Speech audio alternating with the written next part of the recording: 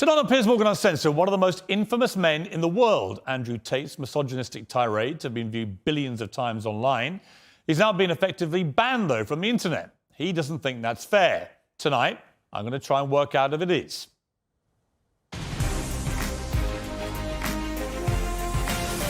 From London, this is Piers Morgan Uncensored. Well, good evening from London and welcome to a special edition of Piers Morgan Uncensored. Andrew Tate, one-on-one.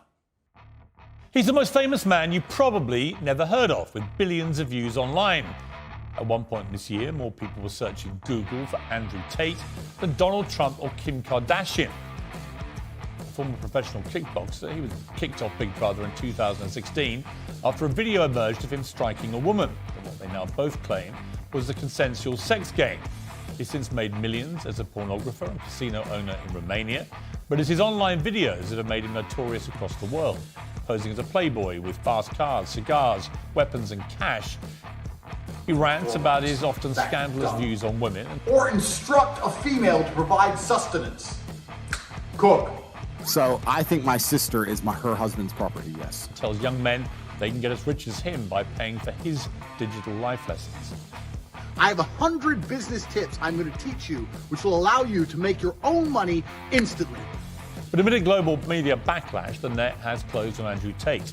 While millions still share his videos, he's effectively banned from the web, booted off Facebook, YouTube, Instagram, Twitter and TikTok. To his fans, he's a misunderstood satirist and the victim of big tech censorship. To many others, he's a malicious misogynist. Tonight, I'll try and get to the truth. Well, some of the opinions Andrew Tate shares in his videos are undeniably deeply offensive. We're going to show you some of them on this show. I think you should see them for yourself, not simply hear what he says about them or what other people say about them. Tens of millions of people across the world follow Andrew Tate, and with a big following comes a big responsibility, as well as a public interest in holding his views to account. If outrageous opinions are read aloud, they can be challenged and exposed for what they are. If they're silenced, the person holding these views can become a martyr. So that's why I invited Andrew Tate to come here tonight, and he joins me now live. So, Andrew, well, welcome, first of all. You come all the way from Romania to do this interview. Correct. What do you hope to achieve from this interview? Why are you here? It'd be interesting to have a conversation with you. You've certainly been the subject of your own divided opinions in the world. There's a lot of people who would say some of the things you say are perhaps dangerous or toxic. So I thought you'd be a good person to speak to about this subject.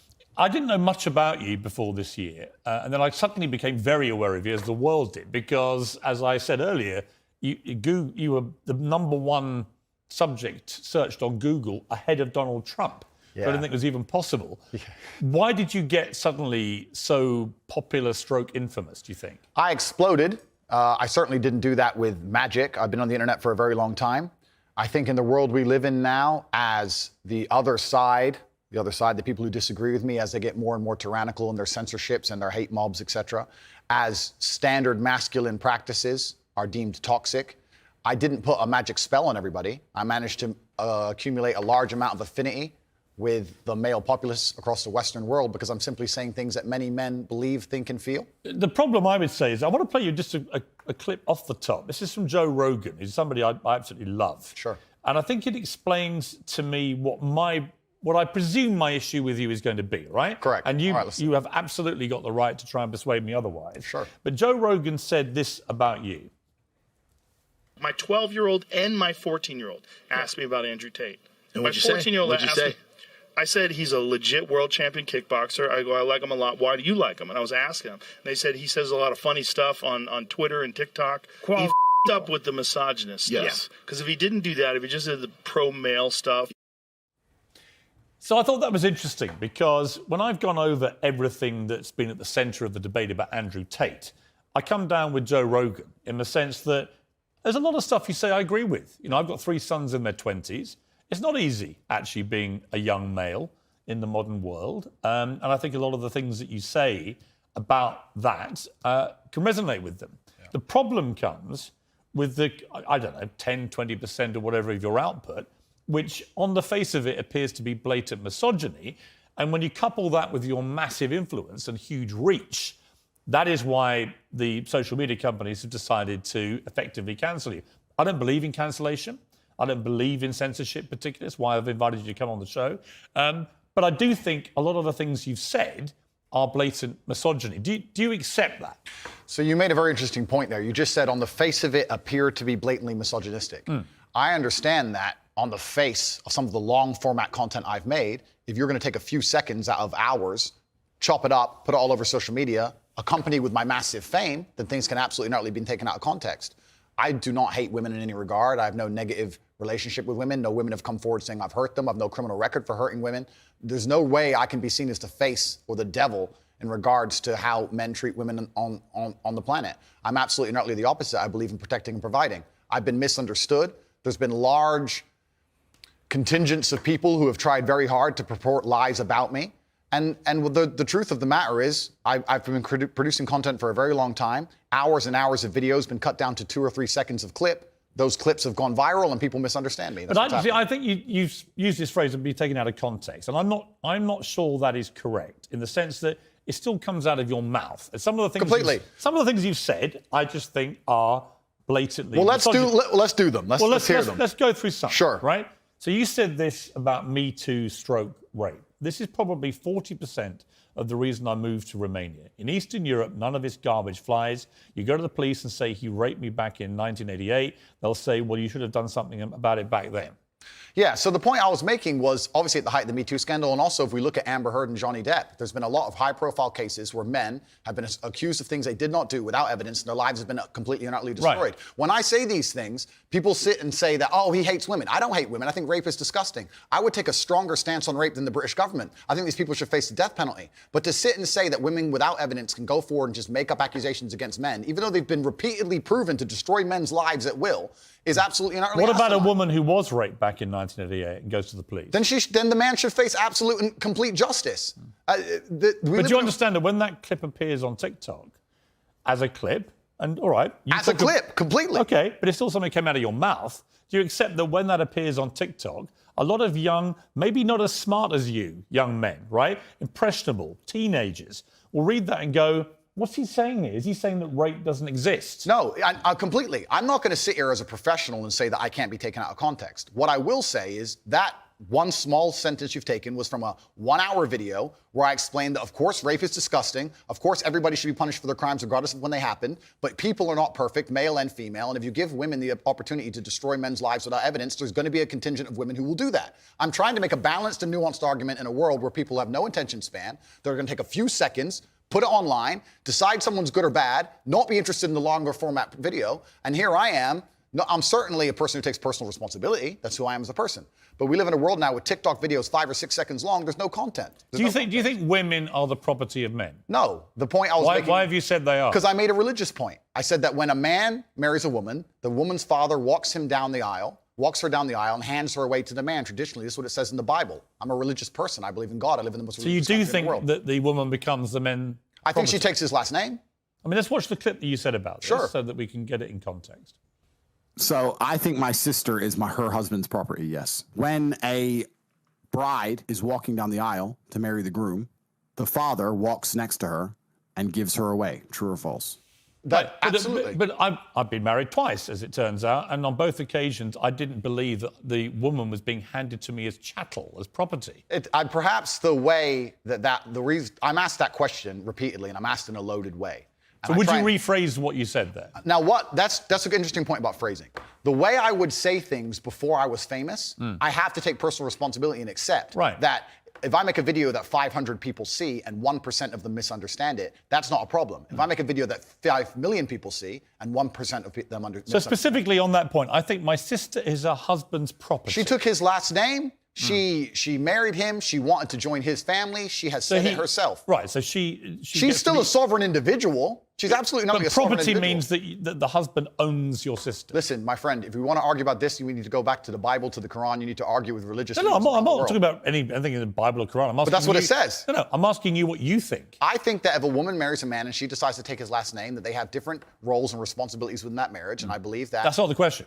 I believe the father. I am. The father hands her. Don't behave like a politician. The father hands her to the man. Right, but don't be a politician, because I think you're a straight talker, right? You keep telling me you're a straight talker. I think my sister is her husband's property. Do you regret saying it like that? I understand that with my newfound fame, perhaps it could be phrased differently. However, I still believe that a woman is given to the man in marriage. That's what I believe. Yeah, but not as property.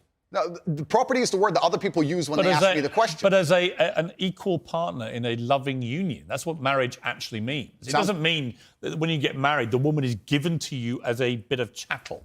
Agreed. So why say it? But that's the way that people ask me the question. People say to me, they ask the question. Hang on. You can't blame people for asking you questions. Surely, if you want to be accountable for what you've said, you've got to own your responses, not blame the question. I own the response. Like me asking you a question now and you say something and then say, well, actually, I blame you for asking. I understand, Piers. Piers, I understand. I believe the woman is given to the man. I believe she's given away by the father. I believe she belongs to the man. So fundamentally, you do believe that a woman becomes a man's property at marriage. I believe she belongs to the man in marriage, correct. Right. You see, that to me is misogyny.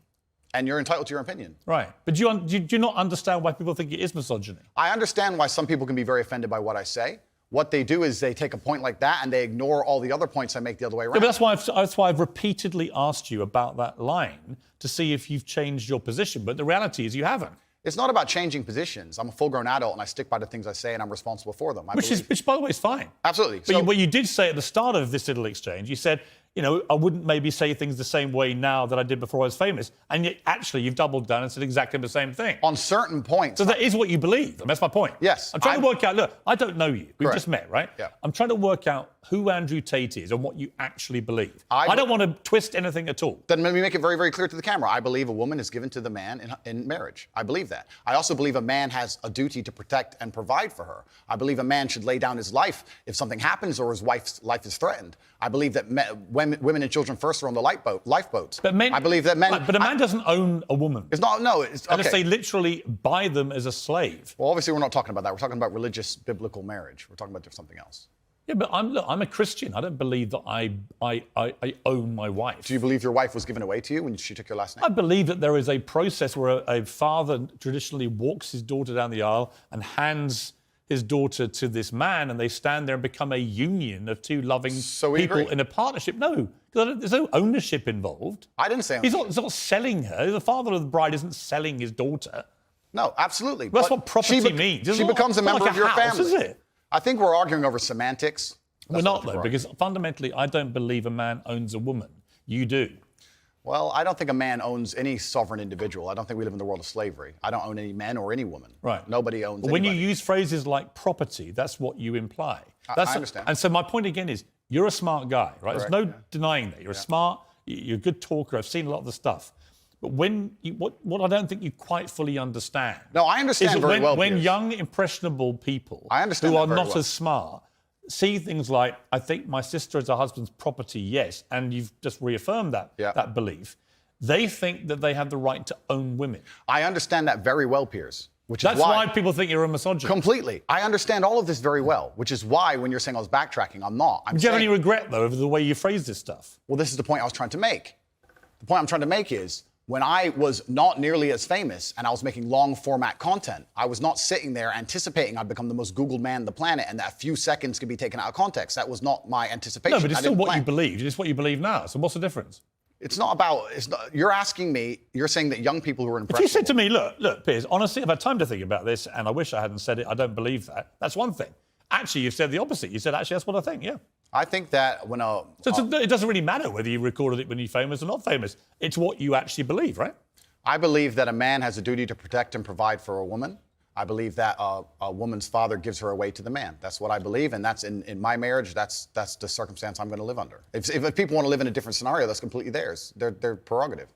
You went on to say about authority over women. If I have a responsibility over her, I must have a degree of authority. Yeah. For the same reason, if I have responsibility over and people are going to use their mind, it's an example, an analogy. Responsibility over a child, I have to have some authority. Yeah. So you believe as part of your ownership or your property of the woman, you have authority over her. No, I believe if you have That's what you said. I believe if you have responsibility over something, you have to have a degree of authority or you can't be responsible. Yeah, but authority means, again, that you're the boss. The point I'm making, if you'll please let me finish on this point. The point I was trying to make was talking about the safety of a woman.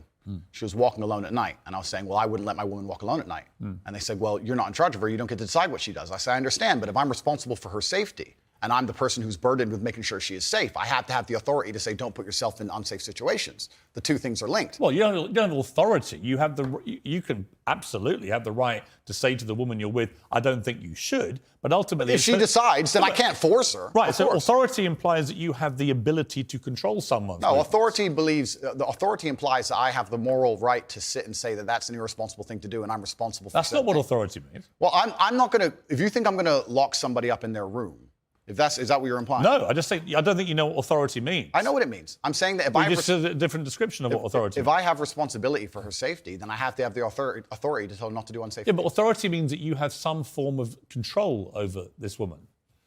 I think what you're trying to do... I'm only trying to get to what you think. Honestly, I am. I come with no agenda here at all. I understand. And I'm explaining very, very clearly. If I have responsibility over said subject, I have to have authority of it. So let me say you have children, right? Right. You have responsibility for them. No, I have legal authority over my children. That is very different to having legal authority over my wife or my female partner. Completely. But the point I'm trying to make... So you accept that? I accept that you... Because you used the analogy of responsibility for a child. My friend, these are very... These are actually really important things. They're important things, but you interrupt me every 5 seconds, so it's hard for me to actually explain my point. The point I'm making here is very simple. You have children, and you're responsible for their safety, so you're going to have authority to say, don't go out at night, perhaps, because you want them to be safe. I have legal authority. You have a legal authority. Yeah. Legal authority. I'm saying that if I had a woman, and the question where you've raised this soundbite from, I was asked about protecting a woman, making sure she's safe. And I would say I wouldn't want her to go out at night on her own because I'm responsible for her safety. And someone said, well, you don't have authority over her to do that. And I said, well, no, I can't force her to stay inside. But if she were to ask me, how do I protect myself at night? I would say, well, you should stay inside. That's how you should do it. I don't have an issue with what So you we just agree. said. No. It's the semantics. No, it's not semantics. And this is where I don't think you quite get why there's a furore over what you say, with respect. Because the semantics point would be if we're saying the same thing in different ways, but we're not. I'm saying to you that when you say I have to have some authority over a woman, I say to you, you have no right to any authority over a woman. You do over a child if it's your child, because you are the legal appointed guardian of that child. Understood. You're not a legally appointed guardian or authority over your wife or female partner. Legally appointed, absolutely not. I agree. However, when it comes to things like personal responsibility or personal safety, men, largely by society, are accepted. We're the protectors and providers. We can sit here and pretend that in the world we live in, if me and my wife were walking down the street and men were to come up and try and attack us, I wouldn't be the one fighting. But we both know in reality I would. Right. I have a degree of responsibility to protect her. So if I have a degree of responsibility to protect her physically, then the point I'm trying to make is I will do my best to make sure she's never putting herself in unsafe situations. Do you wish you hadn't used the word authority? The authority is something that she would give to me. She would come to me and say, how can I make sure I'm as safe as possible? But I don't want to interrupt you. I just want to point out that's not what authority means. If someone gives, a person can give voluntary authority is not authority. No, but that's the point. It's not. Piers. Andrew, stop. Piers, if a woman comes to me and says, I want you to keep me safe, she is handing me authority for her safety. But do you understand the difference between having authority over somebody and somebody giving you permission to have authority? Completely. I never said one is consensual and one isn't. But why are we pretending I do unconsensual things? Because you literally say, I must have a degree of authority. I have to have some authority. And the point about only if I'm responsible for her safety. If I'm not responsible for her safety, I don't have authority. If your position now is that with her permission, I would like to have authority when we go out at night to protect her, that's a different That was thing. always my position. But that's not what you said. But that was always my position, Piers. So again, I simply say to you, It is what I said, though. Do you wish you'd phrased it a different way? No, because we're talking about long format copy where I'm talking about a woman who has come to me and said, you're responsible for making sure I'm safe. I said, well, then I have to make the decisions. When an 18-year-old boy reads, I must have some authority over a woman, what do you think he thinks? Well, I understand that. And I said this earlier when you tried to say I was backtracking, which I'm not doing. No, actually, I'm not. I don't want to. Okay. I'm not trying to gotcha you. Cool. I'm trying to work out exactly what you actually I understand think. with massive fame comes massive responsibility. I understand that a percentage of the population are always going to take everything that's said by anybody out of context. Would you change the wording of what you said? No, I would just encourage people to watch my long format copy and understand it Would fully. you tell an 18-year-old boy you don't have authority over women? Absolutely. You would say that? Unless a woman comes to him and says, you're responsible for my safety, please make sure, keep me safe. Like I see. woman Now says, that, comes to Andrew me. Tate, I can sign up to. Well, then we agree. Yeah, but I don't agree with what you said before. Because you're taking a soundbite from a 2-hour conversation. Yeah, but you haven't been taken out of context, because I've read you the entire sentence. It's very But you've ignored all the context around the sentence, my friend. You can't ignore a sentence that says, I must have a degree of authority. But you can when there's a 2-hour conversation where a woman is telling me if she makes me responsible for her safety, and me explaining, well, if I'm responsible for your safety, I have the authority to make decisions. So yes, you've ignored all the context. Do you respect women? Absolutely. Why wouldn't I? Do you think that 18, 19-year-old women are more attractive than 25-year-old women? I think there's attractive people. That's a loaded question. I don't know. Well, it's not really, is it? I can't. You know why I'm asking it? Of course I do, but I can't sit here and for say. the benefit of viewers who don't know why I'm asking, you said this. In general, this is also one of the reasons men find youth attractive. You want to blow up the internet? I'll blow up the internet right effing now. The reason 18 and 19-year-olds are more attractive than 25-year-olds is because they've been through less dick. People say, oh, you can't say that, but yes, I can. A 19-year-old is more attractive than a 26-year-old woman, and I'll tell you why. Because that 26-year-old has talked to more guys, been to the club more times, been effed and dumped more times, more arguments, more mess, more for me to clean up. That is misogyny. Why? Because you are encouraging a mindset about 25-year-old women that makes them sound out to be infinitely less desirable than 18, 19-year-olds, and having effectively been having too much sex to be taken in a more respectful way. Well, firstly, even if that was the case, that wouldn't be misogyny. But what did you mean by what you said? That's not misogyny because it's not anti-women. I'm saying that an 18 or a 19-year-old woman would be more desirable. Pretty anti-25-year-old woman. Anti-25-year-old women we can argue, but not misogyny. Well, that's misogyny then, isn't it? No, it's not. Well, being anti any woman at all is misogyny. Not when I'm saying that women are beautiful and attractive at a certain age and saying the age. You're saying 18, 19-year-olds are more attractive than 25. Well, than ageist perhaps, but misogynistic absolutely is that not. But you just accepted it was misogyny. No, I didn't. You said it was misogyny. I'm telling you, no, it's not. So you don't think if you're saying slightly hateful things about a 25-year-old... That's not slightly hateful. Well, it is. You think you say that to a woman's face if she's 25? It's not slightly hateful. So you would go up to a 25-year-old woman and tell her exactly what I've just read out? Why would I walk up to a random 25-year-old woman? Because you said it in public on the internet, and it's been listened to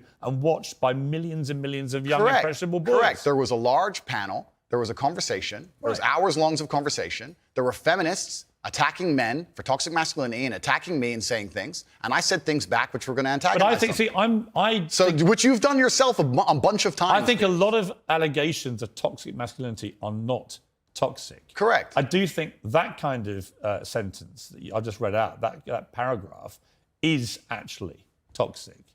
If you genuinely mean that, and you say you wouldn't say it to a woman's face, but you said it in public about women of that age, I do think that's misogynist.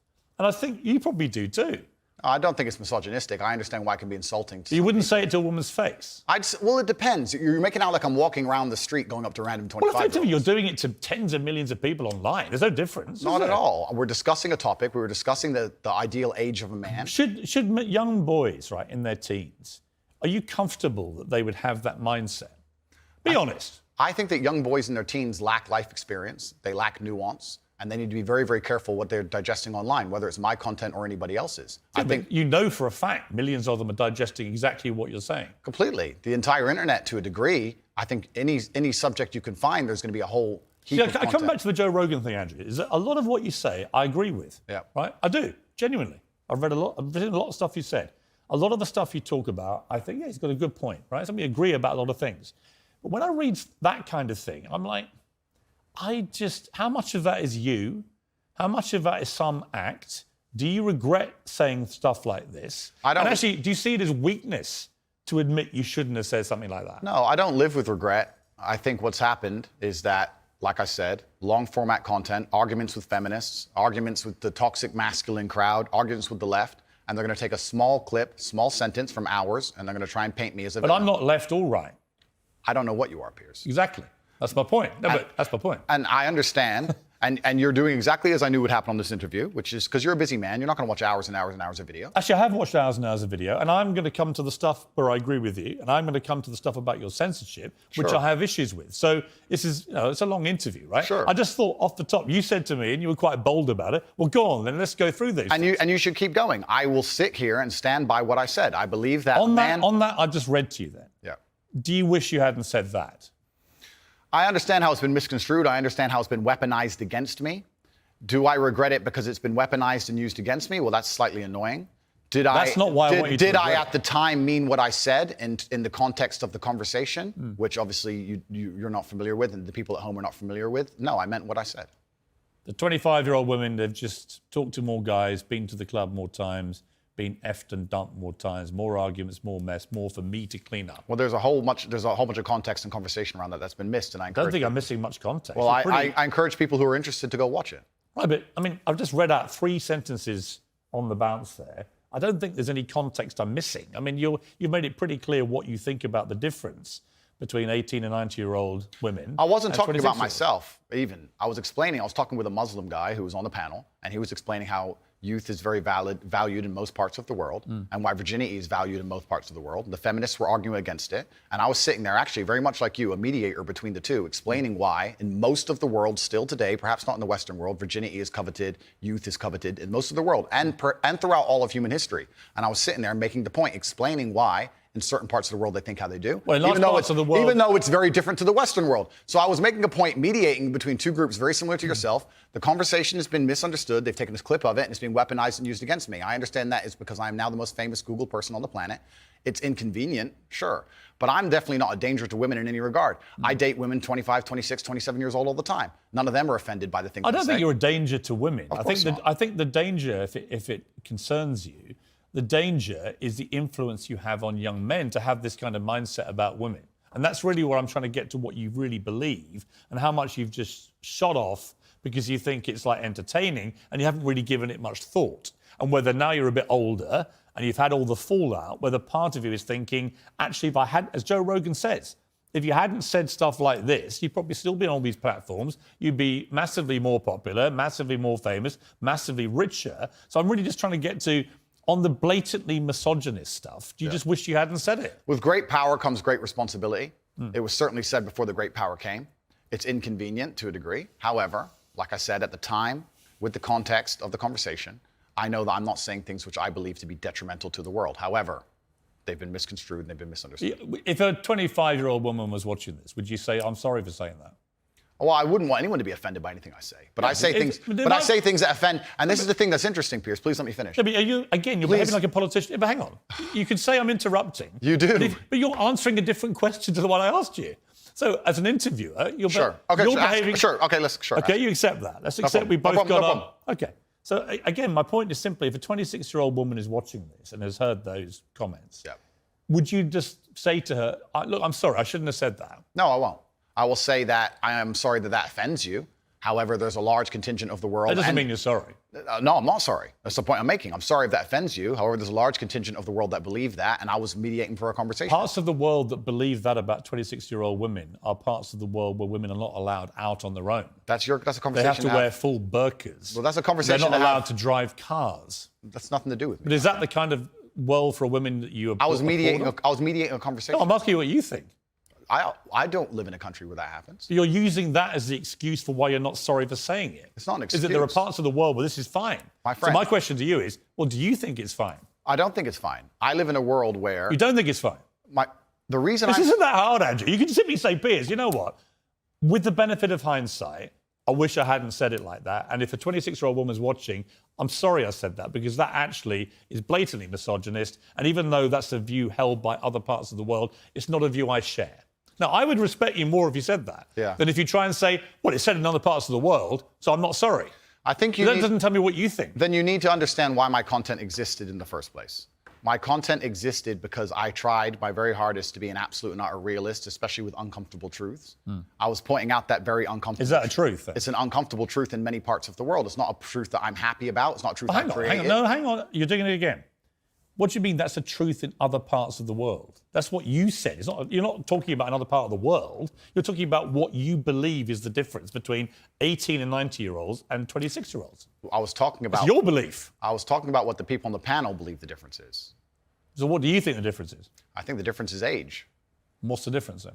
Well, then a 26-year-old's older than a 19-year-old. And so you stand by what you said about talking to the guys, being to the club more times, being effed and dumped more times. Well, you believe that or not? No, there's plenty of 26-year-old women who have been with one man or virgins, of course. So you don't believe that? I don't think that the age is the only thing that's going to decipher how many men and women... Right, so if you don't actually believe what you said, just say sorry. It's not about not believing what I'm saying. It's about you understanding that there's large conversations going on. I'm just reading back stuff you've said. I know and I'm asking you, do you believe it?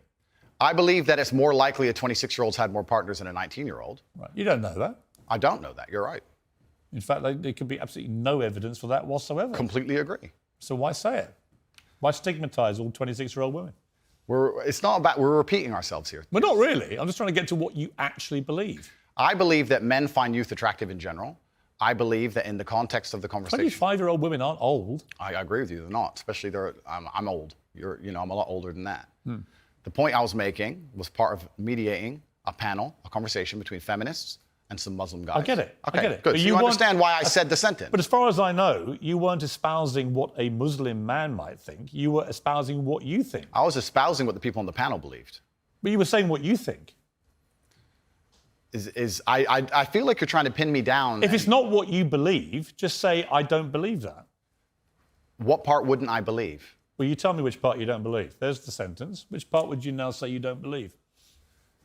I believe that 25-year-old women perhaps have had, because they've been alive longer, maybe have had more partners, but I don't believe that makes them a bad person. Right. But you understand that the way you phrased it makes every 25-year-old I woman understand. feel a bad person. No, I don't think so. Of course you do.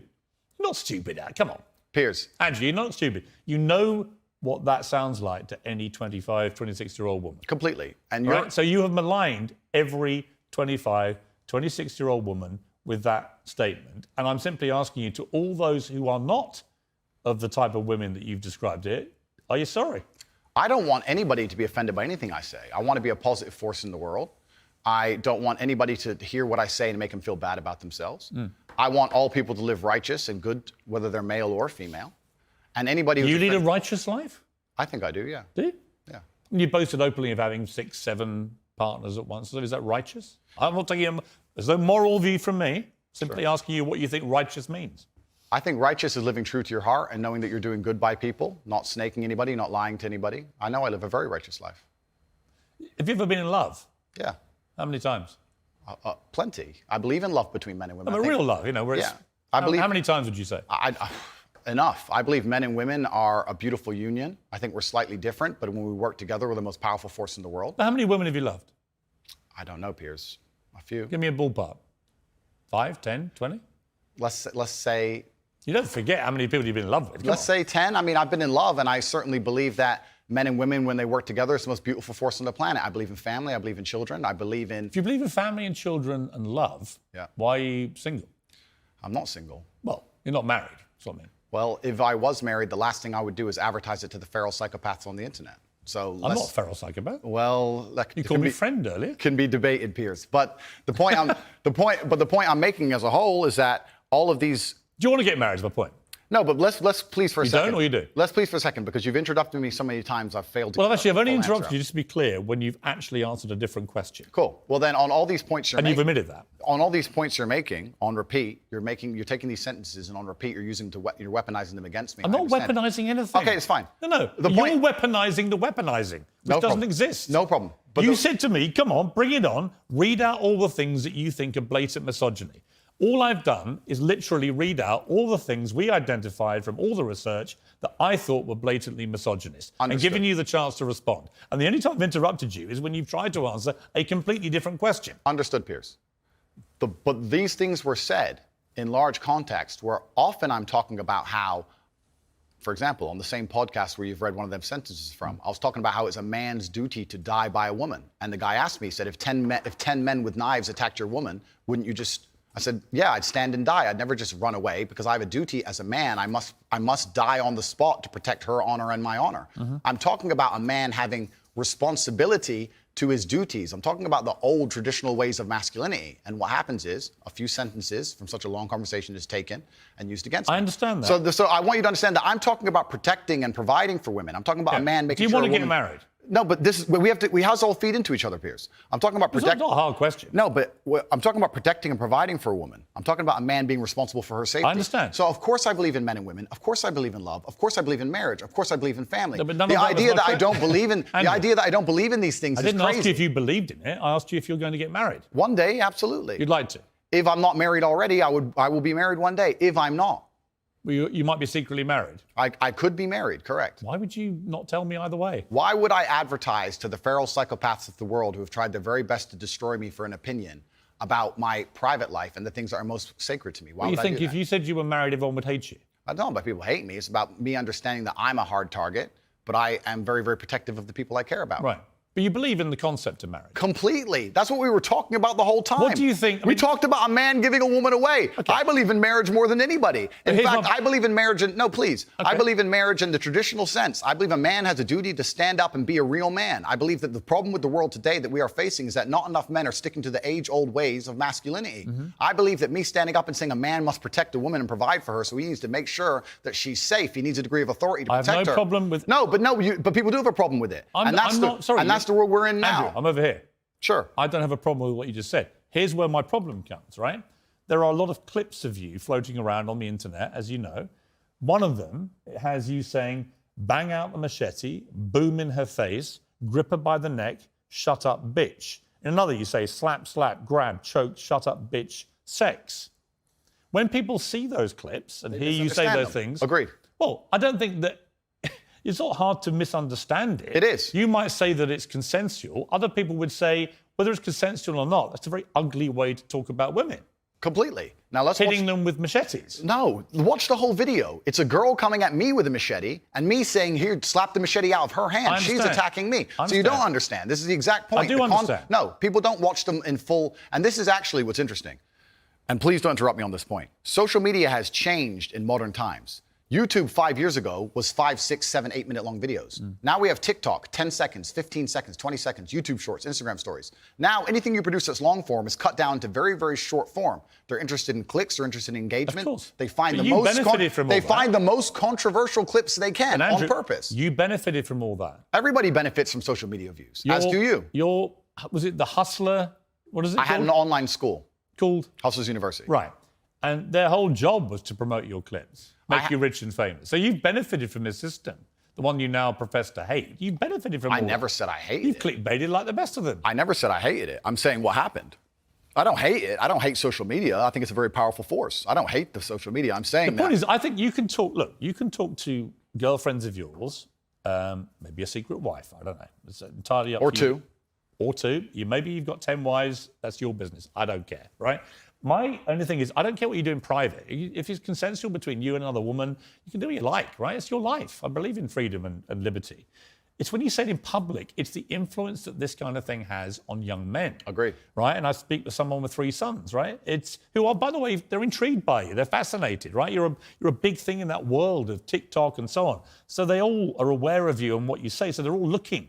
And when they see things like the machete thing, I get the context because I'm a 57-year-old guy who's been around the block a bit, and I can get what you've said, and you responding to a particular scenario which you'd created where a woman... But it can be misunderstood. I understand. So my point to you is, given that you know it can be misunderstood, do you regret saying things like this on camera where it can be disseminated by less intelligent young males who think that is actually what they should be doing to women? And finally, we get to the point of the issue, which is the point I tried to make at the very beginning. When I made a video before I was famous that got 500 views, me being concerned that 1% of people will misunderstand it was not relevant. Where you start getting 5 million views a video, 50 million views a video, 1% of people misunderstanding Doesn't change what becomes no, it doesn't. But it becomes a much larger problem. I understand. So with great fame That's true. comes great responsibility. Right. So I agree. Would I now that Here's my I'm famous? yes. Do I say things the same way as I did back before I was famous? Absolutely not. Right. As neither would you or nearly any other famous person on the planet. So my Once you logical- become famous, you have to be a lot more careful with I how you understand. say things. I understand. So my logical follow-up to that remains, do you regret then saying it the way you said it? I can't live in regret by saying something before I was famous on a camera which barely anybody watched, and then I became famous afterwards. That would be a very asinine way to view the world. Do I can't live in. Do you stand by all those things? I can't live in regret because I didn't know I was going to become the most famous man on the planet. That regret would be the wrong word. Is it inconvenient? Sure. But I can't sit here and say, I wish I knew 6 years ago I'd be the most famous man on the planet and monitored all of my speech forever. That's asinine. You see, but one of the problems that people have with you is that they think you have a malevolent influence on young people. This was the excuse that was put out by the big tech companies. Excuse being the key word. Well, it may be, actually. You know, I intrinsically, I have a problem with censorship. I don't think Donald Trump should be banned from Twitter, for example, because the Ayatollah of Iran remains on Twitter and other social media platforms. And whatever I think of you, you're not the Ayatollah of Iran. right? So to me, there's got to be perspective here. And I don't understand the inconsistency by what companies like Twitter, how they treat the leader of Iran and someone like you. It seems to me they're much more draconian on people like you than they are with people who perhaps should not be allowed platforms.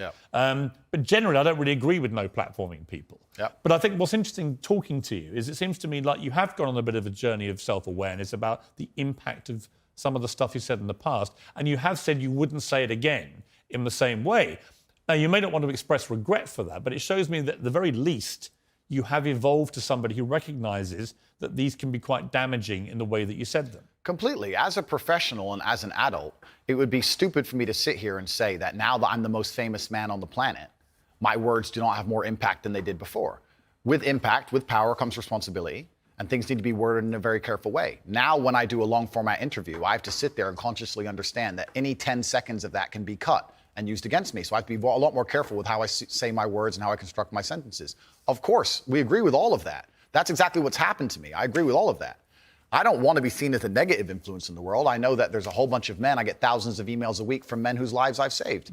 I get thousands of emails a week from men who are on the verge of suicide and I've saved their lives. We're talking about... And by the way, I don't dispute that at all. You have almost certainly, I would think, from everything I've read about you, I think you have certainly been probably able to be very helpful to young men who have really struggled for self-confidence and all that kind of thing, right? Completely. I'm completely prepared to accept that. But there was also, I think, quite a disturbing piece that BuzzFeed did. And it talked about the negative impact of young, impressionable male minds when they've read or seen some of the more inflammatory things you've said. And they quoted, for example, Sandy, 22, from Washington. My father's gone from a man who minored in women's studies in college, who was kind and in touch with his emotions, treated all people, men and women around him, with kindness, to a man who says that whenever he sees an effeminate male stranger, he gets an overwhelming urge to murder them. He loves podcasts. He listens to a lot of podcasts. I know he's listened to Andrew Tate. Whoa. Let's stop for a second. Let's be professional here, Piers, because you're a professional, as am I. First, she said, did you say that my father went? She said, my father has gone. Her father. That's a full-grown man, firstly. So we're talking about my impact on children. You just talked about a full-grown man here. Secondly, I've never talked about murdering effeminate men in anything online ever, in any context ever. So I don't know why they have taken some random person I've never met in the world who's full-grown, an adult, and come to their own conclusions who I've never met and lumped his name in with mine. That is absolutely unfair on every level. I didn't read this BuzzFeed. I didn't read this BuzzFeed article, but after hearing the first point, I know it's trash. That is complete garbage. I'm the reason this man believes what he believes. I've seen a quote from you, and you can tell me what you feel here about this. Sure. You talk about people don't want to see men dressed up in dresses. Transgender. That's not exactly what I said. What did you say? I said the reason I am so popular and I'm so famous is that there's a large contingent of men who don't want to wear makeup, who still want to make money, go to the gym, be strong, drive a fast car, be traditionally masculine, and don't want to be shamed for that, and they don't want to be called toxic for that. That is the reason I'm so massively famous. That is what I said. What do you think of transgender people? That's nothing to do with me. I'm not transgender, and I don't understand the issue like they do. Are you transphobic? Do you consider yourself that? Transphobic? What, afraid? Well, it kind of, yeah. You have I don't live in fear, my friend. I have no problem. Do you have a dislike of transgender people? I don't know any transgender people. But do you have a dislike of what they stand for, what they are? No. Why would I? I don't know. That's not my issue. That's not my issue. And that's actually quite interesting because when I was attacked, a lot of these stupid articles like BuzzFeed, because it's ridiculous, that first point proves anyone with a brain knows that that's garbage. When they attacked me, they lump a whole bunch of things in together. They say misogynistic, racist, transphobic. They just put them all together at random. No, I'm mixed race. By the way, I don't know where they get these. They just get these buzzwords and put them in a sentence. By the way, I completely agree. It's crazy. And I've had the same thing done to me. Okay. And I'm not calling you anything. I'm asking you what you personally believe you are. It's not an issue I discuss. What I do discuss is that... So you support transgender people? I support individual liberty. I'm a libertarian. Yeah, so you support transgender people? Sure. Why not? Exactly, yeah. So, but my point is, as a whole, you're saying that I'm saying I don't want to see men in dresses. I'm saying no. You support gay people? Sure. Yeah. I'm saying there's a large contingent of men in the world who like the idea of the traditional masculine view of the world, who feel happy when they watch 80s action heroes with big muscles and they run around. And there's nothing toxically masculine about having a fast car and a beautiful girlfriend and making a bunch of money. And Nothing at all. Absolutely. And those are the people who are my fans. I and agree. I'm but saying... but the problem is, okay, I'm going to interrupt you just to say this. No. Okay, but you're saying that I have a problem with men in dresses. I'm saying no. The people who watch my I've content... answered that question. You've answered. Yeah, but the people who watch my content don't want to see men in dresses. Clearly, I don't wear a dress. That's the point That's I'm not making. why they're watching your content. No. Because you're not wearing a dress. No, but that's the point I'm making. That's the point I was making. There's a large contingent of men who are not interested in the things that perhaps the YouTube algorithm's trying to feed them. I think there are lots of... look, when you support masculinity and masculine traits, I'm with you, right? Okay, so you agree a man should protect and provide for a woman? Absolutely. Okay, so you agree if you were walking down the street with a woman, you'd be responsible with her safety? Yeah. Cool, absolutely. So if that woman wanted to walk alone at I don't night think I have authority over the woman as we do that. Okay, so let me ask you another question, Piers, because we are professionals. Let's say your woman decided she wanted to take a nice little walk through the south side of Chicago at 2 a.m., and she wanted you to go with her, and you were responsible for fighting and dying on the spot if she was attacked. Don't you think you would say to her, no, we're not going out right now, it's not safe? Yes. Okay, so you'd have authority to make the decision. So No, we I agree. wouldn't. So I we would say, so I we don't agree. think you should. If she decides to, it's her own volition. Well, if she decides, you're not going to stop I her. have no power to stop her. Completely. But you think you do. No, I don't think I have power to stop her. You clearly do. No, I think I have power to make the decision. I think, no, that's not sensible. So if you have the power to make the decision, you have the power to stop her. No, because and if that's where we differ. And that's why I think it's interesting about you. I don't think you really think through what you're saying. I think through what I'm saying Because so carefully. Yeah, but Andrew, Piers. what you've literally just said is that you have the power to stop No, her. I said I don't have the power to stop her. I'm not going to lock her in the room. I'm saying that. So if she wants to go on her own, then she's going to go. Then But you as a don't have authority to stop her. Okay, but as a couple, if we're going to sit there and decide if we're going to take this. You asked me, would I feel a sense of responsibility for her safety? Absolutely. Agreed. Absolutely. So would let me I finish, have the Piers. power or authority to stop her doing it? No. No, of course not. So let me finish, Piers. You're not going to stop her walking out the hotel. Of course, it's her decision. She's a sovereign individual. My point is that usually in a couple, you'd sit there as a team and you discuss, and perhaps on certain issues,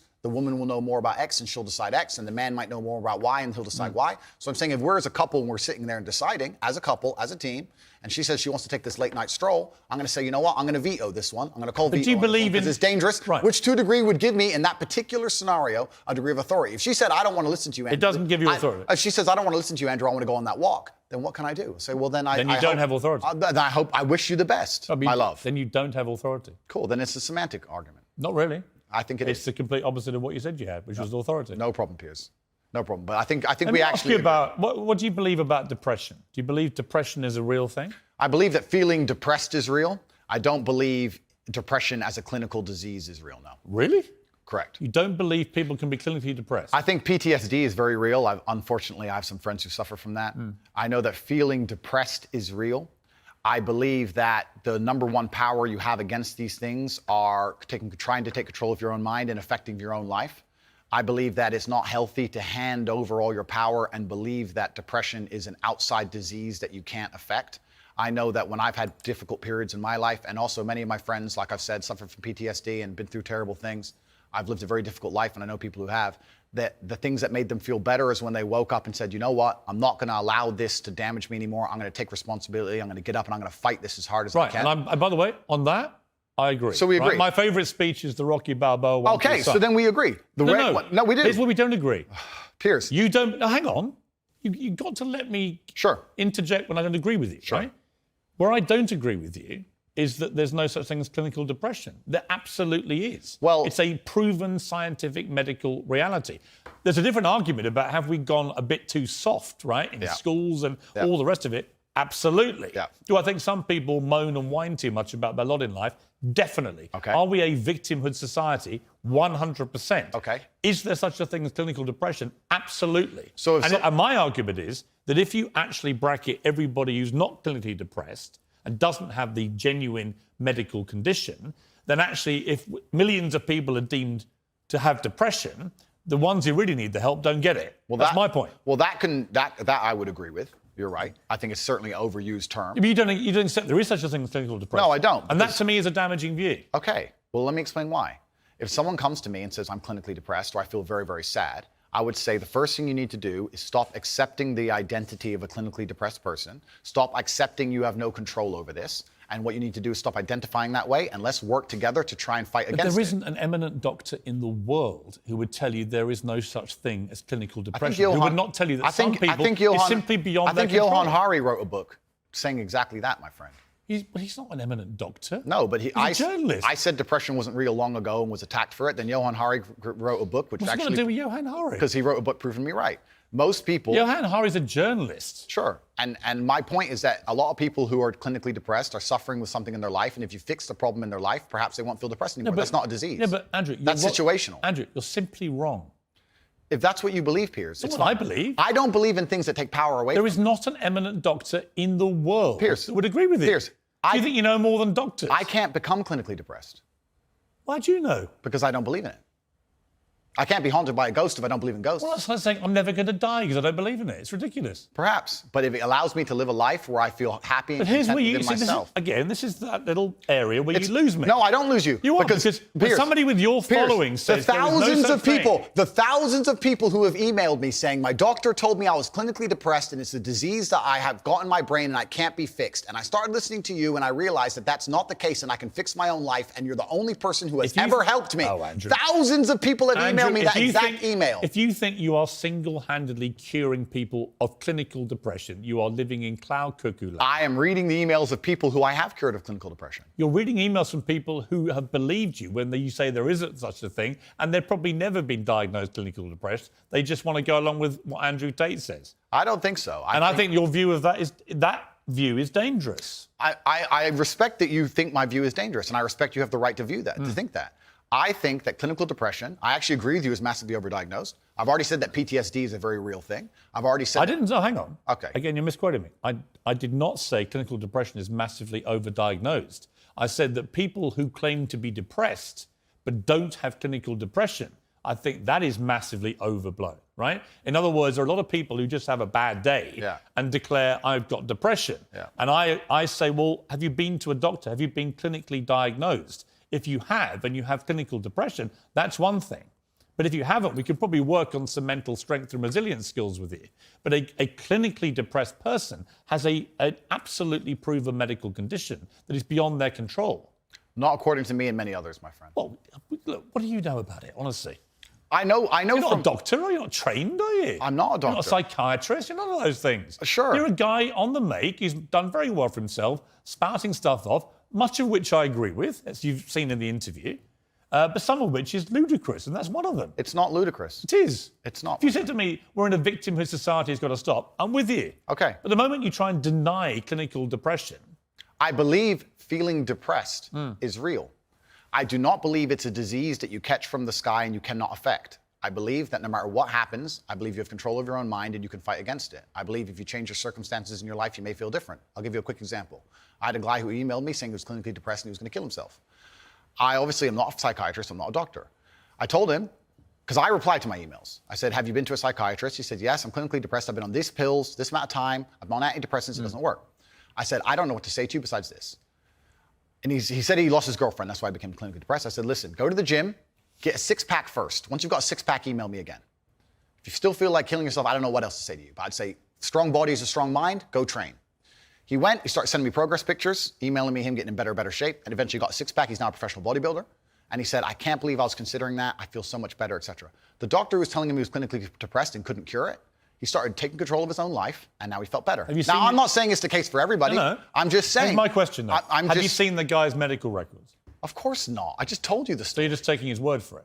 I am taking the word of a man who emailed me with a bunch of medication and specific doses. You're denying proven science because one guy writes to you who you help and you've not seen any evidence he ever had clinical depression diagnosed. I'm denying the idea that... And on the back of it, you go on your rants in public to tens of millions of people denying something because this guy writes to you and says he had it and you cured him. And I think that's a dangerous mindset, Andrew. That's fine. And that's where you don't have a responsible view of your influence over Disagree. people. It's very responsible because I'm saving people's lives. I disagree that if you feel depressed, I disagree that you cannot affect it and change your life and take control and fix yourself and feel happier. I disagree with that. Do you think I refuse to accept that there are people out there who cannot become happy, contented individuals. I refuse to accept we live in a world where God has created people who, no matter how hard they work and how good their life becomes, can't be happy. I don't accept that. I accept that the universe is a very giving place and that God loves all of us. And if you try your best and you work hard, you can become a better person. And I also will argue with you, and I'll counter the point,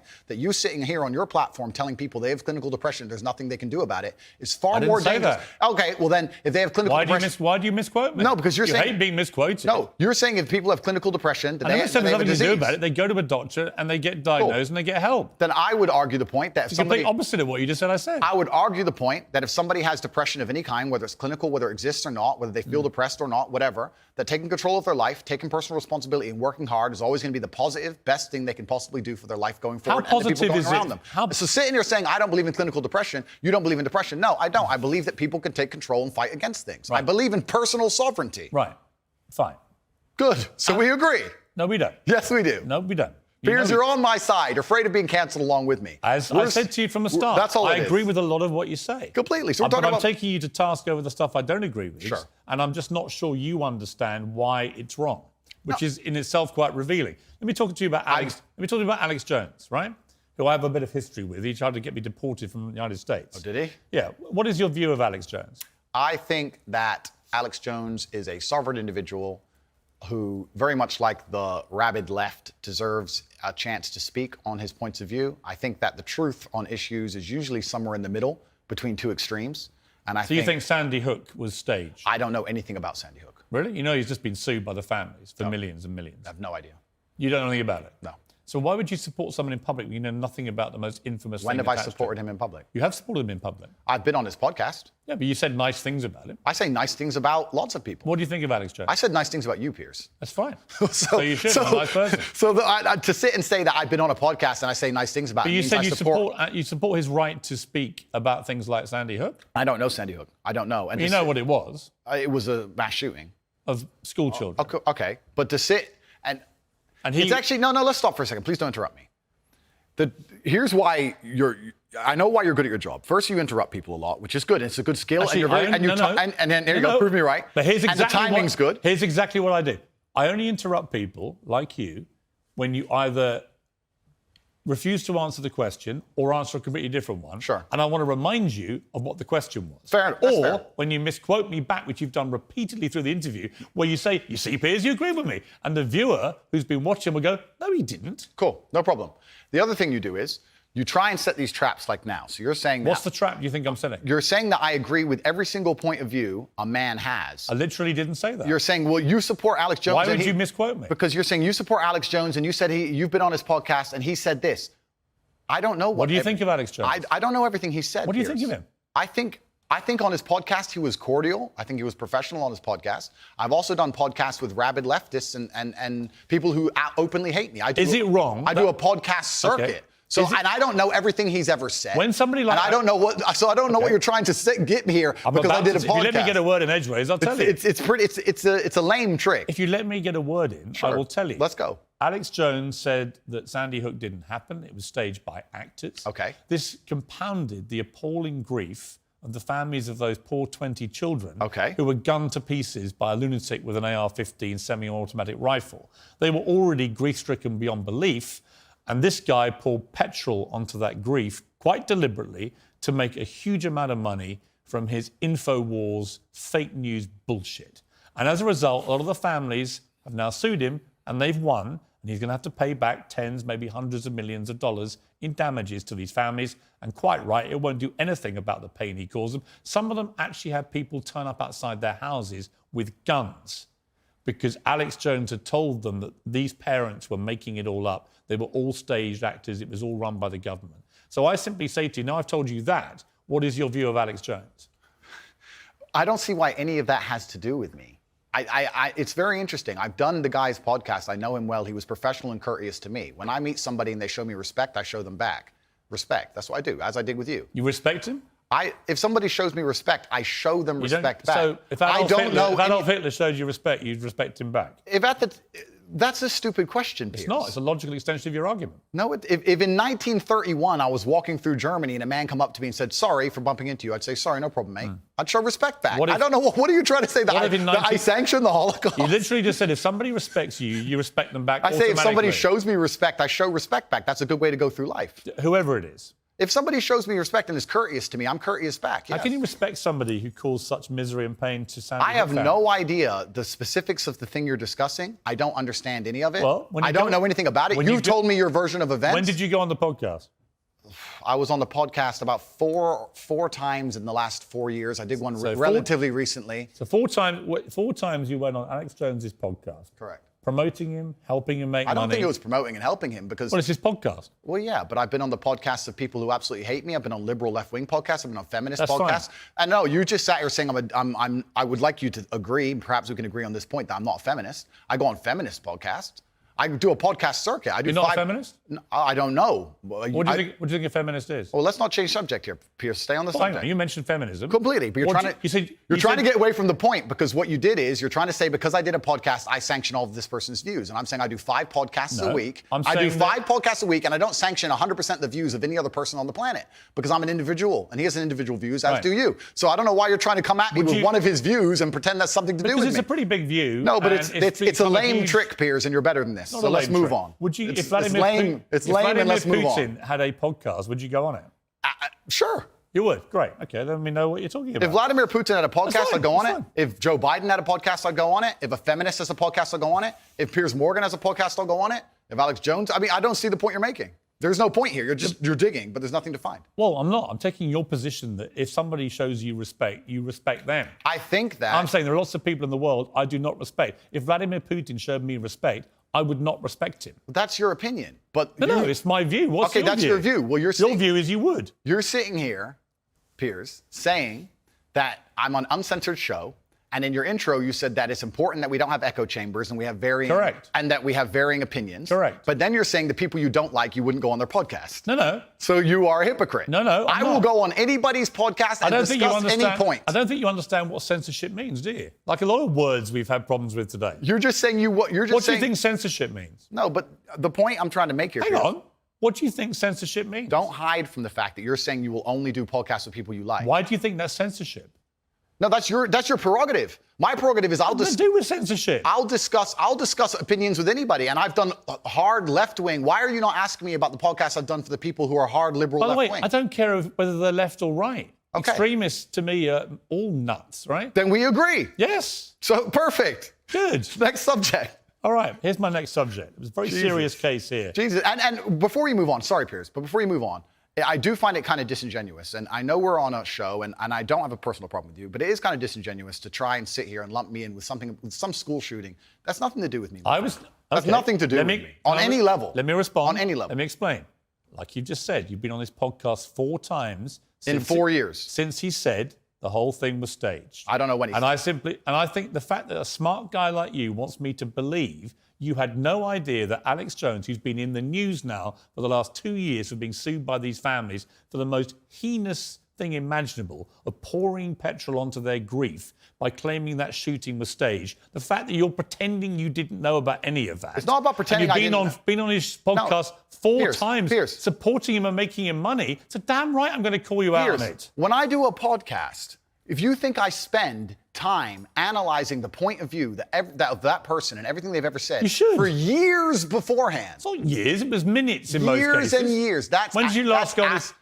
When did you last go on his Piers, podcast? You trying to lump me in and attack me for a person whose podcast I do having a view is absolutely childish. Because I've done a bunch of podcasts with people. You would do a podcast. I've done a bunch of podcasts with people who are advocating for things that I do not agree with on every single level. In fact, most of my podcasts are me disagreeing with people. So it's completely crazy that you're trying to lump me in with that. That's cheap. I think That's cheap. You are completely misconstruing the point of what I'm saying. I think deliberately. No, what you're trying is a cheap trick. And I'm just making it clear to the It's not a audience. cheap trick. I'm just curious where your moral line is. It's a cheap trick. Where's your moral line? I disagree with the points of view with the majority of the people I do podcasts with. So it's a very cheap trick you're trying here. So when I don't know people where it's gonna invent vile things to make themselves rich off the back of families of little kids who've been blown to pieces with a machine gun, or a semi-automatic version of a machine gun, I think that is actually a line I wouldn't cross. I wouldn't be happy to go on someone's podcast when they've been responsible for doing that. It's not about political views or differences of opinion over facts. It's about somebody deliberately inventing a pack of lies to compound the grief of families. And I'm curious, you don't think you have any need to go down any kind of moral quandary about people like that before you continue to allow them to use you for their own promotion? He didn't use me. He didn't use me for Why his does he have you on the promotion. podcast? Because we disagreed and discussed points like we're doing with you right now. Did you call him out on that? Are you using me? We didn't discuss that. I'm not using. I'm giving you a platform most people aren't giving you right now to show the world who you really are. Fantastic. So neither of us are using each other. I'm here on your show. I'm providing you with content. You're giving me a platform. And nobody's using each other. It's mutual. We don't agree on a whole bunch of issues. That's fine. And here we are. I think we've had a robust exchange. Yeah, just like I've done on nearly every other podcast. And if someone were to come and say to me in the future that something, heaven forbid, there was a skeleton in your closet, and someone were to come to me and say, you were on Piers Morgan's show, did you know he's X or he's done X? I would say that's absolutely nothing to do with me. Right. But I make the same point protecting you. I don't know what you do. I don't know your personal life. I can guarantee one thing. I will not be inventing stories about the families of kids. I hope not. I hope you're a righteous person. I'm not claiming to be a righteous person. I don't know. I'm just saying that I just think it's interesting that you have no moral compulsion about going on people. It's not about moral compulsions. It's about I don't know what you do, Piers. You could have a bunch of skeletons in your closet, my friend. I don't have a clue. I'm here on your TV show. I'm sure we all have lots of skeletons. Let me ask you this. Interesting about the feminism thing. Sure. Do you identify as a feminist? I think that women and men are fantastic. Both of us are fantastic. I think women reproduce. I think women need to be respected, protected, provided for. I think that modern feminism is kind of hard for me to even truly understand. What do you think it means? What is feminism? I think that the idea of feminism is that men and women are equal under the law. And do you believe that? Completely. We should be treated completely equal. Yeah, but we are equal under the law. Wouldn't you agree? Not really. I think there are still some issues in the world where, certainly in workplace, the gender pay gap remains. They're not treated equally in most cases, women. Well, that can be discussed, the gender pay gap. I think that's already been discussed at length. I think that there's actually... You think women should go to work? I think women should work completely. You do? Why wouldn't they? Because in the parts of the country, of the world you were mentioning earlier, that have different views of women, they don't go to work. In the parts of the world that person from the podcast was from, for the point I made, yeah, they didn't. But I don't live in those parts of the world. I think women should be free to work if they choose. I think it's very important that the family unit remains. I do believe that in my personal view, the most important and respectful thing a woman can do is become a mother. I think that having children is a beautiful thing. But obviously, if a woman wants to work and wants to have a career, especially now with paternity leave or maternity leave, and she can manage to do both, why wouldn't I want women to work? I don't know why anyone would ever assume I don't want women to work or think women can't work, because I said that I should keep them safe sometimes. Good. No, but it's interesting because you have to look at this, Piers. It's interesting how people extrapolate. Andrew said that he's responsible for a woman's safety, and he said that gives him authority to make decisions for her safety, and that's been misconstrued, and he's a bad person. He believes that women are property. But now we believe that Andrew doesn't believe in love. Andrew doesn't believe women should work. I don't know where all of that comes from. Well, that's why I'm glad we've had a chance to discuss completely. I believe women are sovereign individuals, and they can make any choice they so desire. I think that it's important that we remember that a man has a duty. I think I certainly in my relationship have a financial responsibility to provide for my woman. My woman would never have to work unless she wanted to, because I'm the kind of person who works hard enough that she wouldn't have to. Should young men, though, all aspire to be like you? Should young men aspire to work very hard, have no criminal record, become multimillionaires, protect and provide for the women close to them, be sovereign so they can stand up and have their own points of view in face of cancellation, be able to not be mentally intimidated when they go on national TV and there's traps set up for them? Yeah, I believe that confident, strong men who stand up and protect and provide for women are a good thing for the world and a good force for the world. And I don't think that I put a magic spell on anybody. I think there's a whole bunch of men in the world who understands my value. And if men grow up to be like me, you're going to have a whole bunch of people with no criminal record, dedicated athletes, who protect and provide for the people close to them, are fantastic for the economy. And I'm certainly not the worst influence out here, Piers. You have Lil Nas twerking on the devil on music videos, which our children are digesting. You have drill artists singing about stabbing people to death in the middle of a knife crime epidemic.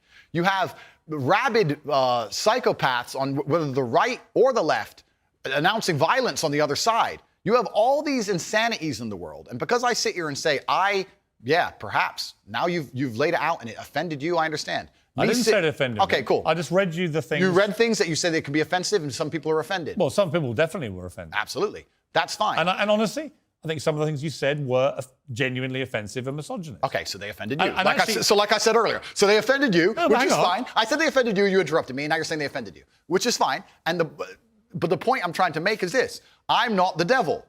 There are certainly worse people than me. And I don't disagree and they exist. with that. And I'm saying that my core tenets for the people who don't understand me are self-accountability, so I'm accountable for everything I've ever said. My core tenets are responsibility, so I'm responsible for everything I've said. My core tenets are traditional masculinity to a degree, which involves protecting and providing for women. And I'll make another point here that needs to be said. The number of women who have stood up and stuck up for me is ignored. Thousands of women are making videos saying, I've met Andrew Tate, he's such a nice guy. I wish I had a man like Andrew Tate who felt responsible to protect and provide for me. You know what? I do belong to my husband, that's why I married him and I love him. We ignore the thousands of women who stood up and stood by me and said everything I said is true. And we're taking a very vocal minority who have taken the things I've said and are pretending to be absolutely and utterly devastated by them for some reason. All right. Time out. Sure.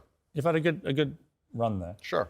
An inquest this week found that a 14-year-old girl, Molly Russell, died from an act of self-harm while suffering from depression and the negative effects of online content. The coroner said she was exposed to material that may have influenced her in a negative way, and in addition, what started as depression had become a much more serious depressive illness, and she very sadly took her life. That's absolutely disgusting. Right. Her father. It's terrible. Her father's campaign for better protections against potentially dangerous social media algorithms, right? It says that the particularly graphic content she saw romanticized acts of self-harm, normalized her condition, and focused on a limited and irrational view without any counterbalance of normality. First of all, what is your response to that? Nothing to do with you. That's the first thing. Yeah, it is nothing to do with me. The fact that a 14-year-old girl took her life is truly sad. The world we live in today is the world we live in. The fact that something like that happened is almost mind-blowing to me. That's truly sad. I actually feel sad inside to see something like that. This fact that they just said it's romanticizing the gory element. I don't know what she was watching, some kind of suicide videos thing. I don't know where these things are created. Do you think the tech companies should be much tougher about stuff like this? I don't know what kind of things she watched, obviously. I have to be a professional here. I think that the tech companies need to do their best to protect people, I guess, to a degree, but it's a slippery slope, isn't it? And then they use this slippery slope to silence some people and to Right, and I think it's a really fine line, and it's a complicated line. It is very. I was interested when you did an interview with the Times. Hugo Rifkin, he's a very good journalist. We did a big interview with him, and it was interesting to me his conclusion, because he kind of concluded that although he found a lot of the things he said awful and offensive, and he didn't like them, and he didn't want to be that kind of person that would say those kind of things, nor could he actually work out exactly what you'd done, which deserved mass wipeout by all the tech firms. I thought it was an interesting conclusion. I don't know the answer to that, other than the reason I mentioned the Molly Russell case, not because that has anything to do with you at all, and I reiterate that. Thank you. I simply ask you this.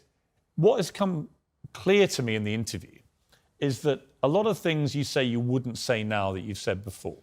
But I'd say them differently, perhaps. Yeah, right. So to me, that's an acceptance, not just that you want to get back on platforms, because maybe that was one of the reasons you were no platform, but that you've recognised and understood the potential harm to the wrong kind of impressionable mind by some of the things you've said. Would that be fair?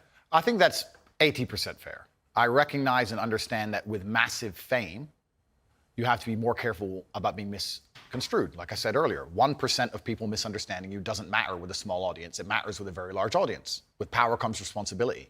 I still believe the things I say. I do not want to be a negative force for the world. I also understand that I am a man who's lived a very difficult, nuanced life, and I am capable of making nuanced points that may be misunderstood by teenagers. However, that can be said about anybody and everything. Every opinion online can be misunderstood by children.